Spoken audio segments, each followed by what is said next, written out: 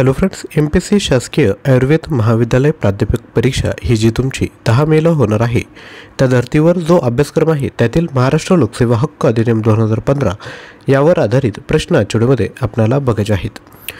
तर यापूर्वी एक छोटीशी ॲडव्हर्टाइजमेंट, आपल्याला प्रशासकीय घटक, कामकाज व महाराष्ट्र नागरिक सेवा नियम यावर आधारित नोट्स आणि MCQ, तसेच current affair related to medical education MCQ, तसेच आयुष अपडेट्स MCQ आणि नोट्स हवे असेल तर तुम्हाला फक्त 1499 रुपयामध्ये भेटून जातील। याकरिता तुम्हाला 9356506034 यावर व्हॉट्सअप करायचं आहे। त्याच पद्धतीने जर आपल्याला आयुर्वेद सब्जेक्टवर आधारित प्रश्न पाहिजे असेल तर एकूण 3000 प्रश्न उपलब्ध आहेत। प्राइस आहे फक्त 1499 रुपये, आणि जर दोन्ही मटेरियल जर तुम्ही सोबत घेतलं तर ते तुम्हाला फक्त 2500 रुपयामध्ये प्रोव्हाइड केलं जाईल। जेही विद्यार्थी इंटरेस्टेड असतील त्यांनी लगेचच व्हॉट्सअप करायचं आहे। तर आजच्या व्हिडिओला सुरुवात करूया।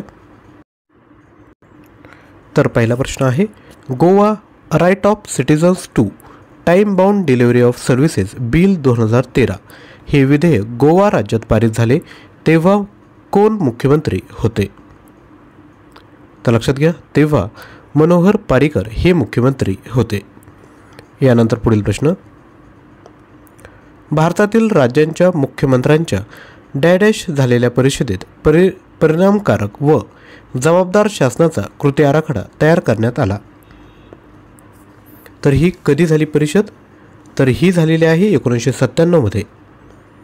यानंतर पुढील प्रश्न, महाराष्ट्रातील शासकीय कर्तव्ये पार पाडताना होणाऱ्या विलंबास प्रतिबंध अधिनियम 2005 या कायद्याची अंमलबजावणी कधी करण्यात आली? तर विद्यार्थी मित्रांनो, याची जी अंमलबजावणी आहे ती 12 मे 2006 रोजी करण्यात आले आहे। यानंतर पुढील प्रश्न,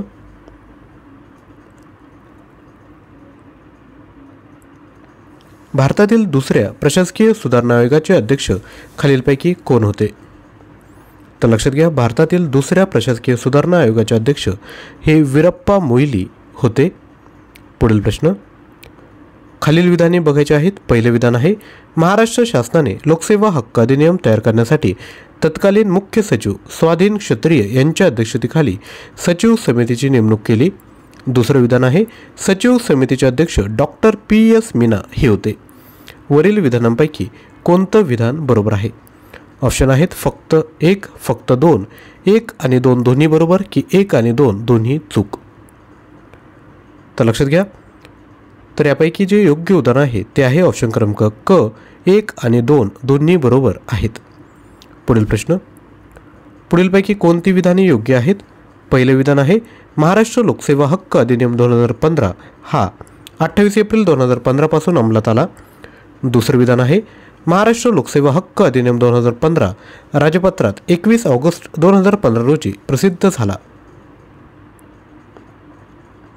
तिसरे विधान आहे, महाराष्ट्र लोकसेवा हक्क अधिनियम 2015 19 ऑगस्ट 2015 रोजी याला मान्यता मिळाली।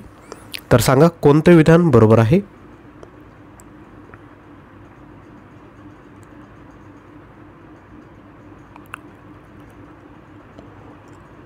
तर लक्षात घ्या, याचे जे योग्य उत्तर आहे ते आहेत वरील तिन्ही जी विधाने आहेत ती अगदी विद्यार्थी मित्रांनो बरोबर आहेत।